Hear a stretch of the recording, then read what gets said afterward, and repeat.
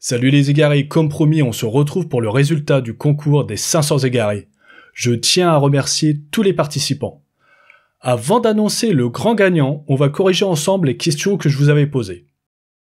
Première question, quelle était la limite d'âge notée sur la première boîte d'HeroQuest en 1989 ? Je vous avais averti qu'il y avait un piège et je pense que la moitié des participants se sont trompés.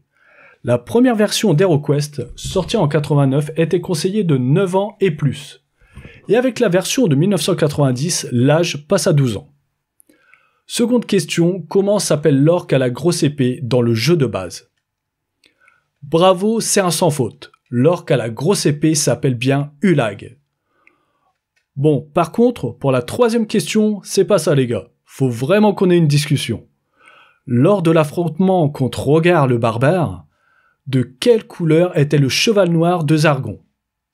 Je me suis dit que j'allais faire une question facile sans prise de tête, mais non. Comme il n'y a aucune précision dans les livres sur le mode de déplacement de Zargon, je me suis dit que cette question serait rigolote.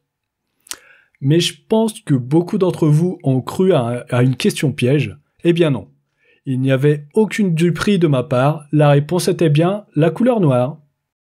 Quatrième question. Quel personnage connu reverrons-nous parmi les ennemis dans la prochaine extension Rise of the Dread Moon ?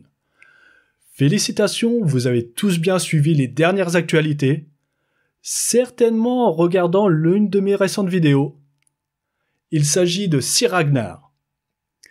Et enfin, dernière question, assez difficile je l'avoue, quel est le vrai nom du grand méchant qu'on peut affronter dans le jeu de base, dans la prophétie de Taylor et dans le retour du Seigneur Sorcier ? C'est le Seigneur Sorcier, certes, mais il a un petit nom. Dans la prophétie de Taylor, l'esprit du sorcier Mellar se réincarne et se présente alors comme étant Felmarak, le Seigneur Sorcier. Comme l'histoire de cette transformation est un peu ambiguë, nous aurions accepté les deux noms, Mellar et Felmarak.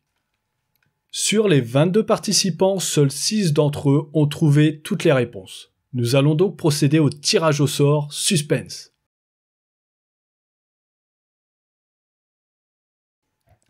Et le gagnant est Monty Young Freud. Félicitations à toi, tu es l'euro gagnant de cette superbe boîte Dungeons & Laser. Pour l'envoi de ton cadeau, contacte-moi via mon mail que tu trouveras dans l'onglet à propos de la chaîne Les Joueurs du Dédale. Pour tous les autres, encore un grand merci d'avoir participé, nous sommes contents qu'il y ait eu autant de personnes qui se soient prêtées au jeu. Prochain concours, ce sera pour les 1000 égarés. N'hésitez pas à partager, liker et à parler de notre chaîne autour de vous. Mais d'ici là, prenez garde Dédale.